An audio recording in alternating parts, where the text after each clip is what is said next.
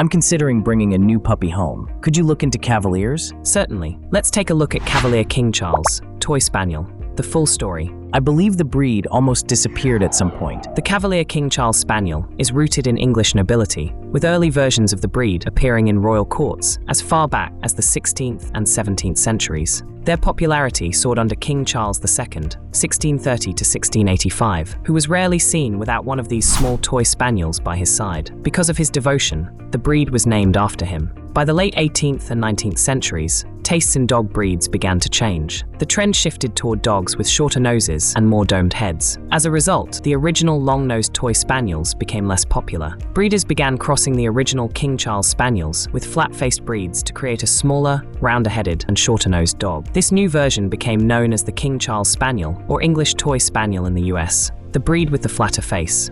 By the early 20th century, the old-style spaniel had all but vanished. In the early part of last century, British breeders managed to recreate the look by selectively breeding dogs that more closely resembled the original type, eventually giving rise to what became known as the Cavalier King Charles Spaniel. Today, there are two distinct breeds: Cavalier King Charles Spaniel with a longer nose, flatter skull, and are generally larger, and King Charles Spaniel, or English Toy Spaniel in the USA, with shorter noses, domed head, and are generally smaller and more stocky. The breed is centuries old. They were prized for their gentle temperament and beautiful, silky coats. So, they were bred to be lapdogs from the very beginning? Exactly. That friendly and affectionate nature has stuck with them for generations and is part of their DNA. So if you're wanting a lapdog, Cavaliers are an excellent choice. They're so cute and seem to have a lovely temperament. Definitely. These dogs are undeniably cute, with big eyes that look right into your soul. But they are also quite the extrovert and are known for doing zoomies. They thrive on human contact and will shadow you around the house. They're friendly, rarely aggressive, and love children and other animals. But don't be fooled by their soft looks. They have a playful, sporty side too. They're a great fit for most people, but their need for company is high. They don't like being left alone for long, so they're best for families or individuals who can spend plenty of time with them.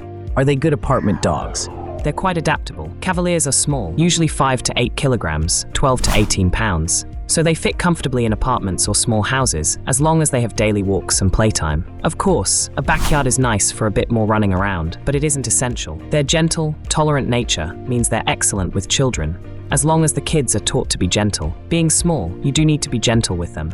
Cavaliers also typically get along well with other dogs and even cats, which isn't always the case with lapdog breeds. What should potential owners know about Cavalier health? Health is the big consideration with this breed. Cavaliers are prone to several inherited conditions, the most significant being mitral valve disease, a serious heart issue that often develops by middle age. There's also syringomyelia, a neurological disorder, along with problems like hip dysplasia, ear infections, and eye conditions. Regular vet checkups are essential. Early screening for heart issues and keeping an eye on their ears and eyes can help.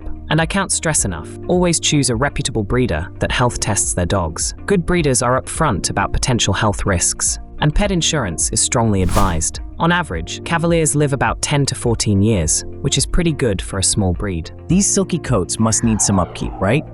Cavalier King Charles Spaniels have a beautiful, silky, medium-length coat. They are considered moderate shedders. You'll notice fur on clothing, furniture, and especially during seasonal changes, spring and autumn, when they may shed more. Regular brushing 2 to 3 times a week helps remove loose fur and keeps their coat healthy and less likely to mat. Shedding can vary quite a bit in crossbreeds. A cross may shed less than a pure Cavalier, but still usually requires weekly brushing. Some crosses won't shed a lot, but aren't truly non-shedding. Even crosses touted as low shedding might still shed a little and need regular grooming. There's no way to guarantee a cross won't shed at all. Are Cavaliers good for those who suffer allergies? The main cause of dog allergies is not the hair itself, but dander, tiny flakes of skin shed by the dog. Cavaliers are not hypoallergenic. They produce dander like most dogs. Shedding can increase the spread of dander around the home. Some Cavalier crosses, like Cavoodles, are marketed as more allergy-friendly because poodles are considered low shedding. However, there is no such thing as a truly hypoallergenic dog. Individual reactions depend on the person and the specific dog. If you have allergies, spend time with the breed or cross before deciding to bring one home. What about exercise, and can they be trained easily? They're actually quite adaptable. Cavaliers love a daily walk and play sessions, but when you're home, most are delighted to curl up on your lap or on a soft, comfy rug or bed. They're smart and eager to please, so training is usually a breeze with positive reinforcement. Think treats, praise and gentle guidance. Chasing a ball is fun, but choose one that's small and easy to grip. Those small rubber ones with bits sticking out are ideal. I also found this dog lead is excellent, easy to use and better than the cheaper ones. Is owning a Cavalier expensive? They aren't the cheapest breed. Along with regular costs for quality food, grooming, toys, and insurance, vet bills can add up due to those potential health issues. Pet insurance is highly recommended for peace of mind. I've heard some people talk about cavoodles or other Cavalier mixes being healthier. Is that true? Sometimes, crossing Cavaliers with other breeds, like poodles, can reduce the risk of some inherited conditions, a phenomenon known as hybrid vigor. But it's not a guarantee. If both parents carry genes for heart issues, for instance, the risk can remain. The best bet is still to work with breeders who test both parent breeds for health problems, whether you're after a purebred or a mix. So you should always ask for health certificates, no matter what.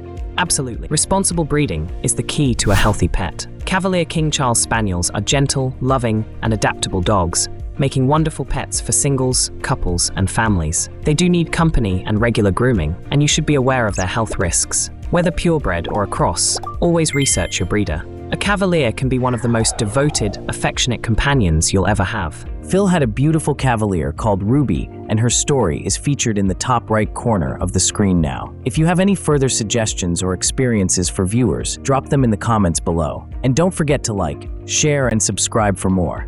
See you next time.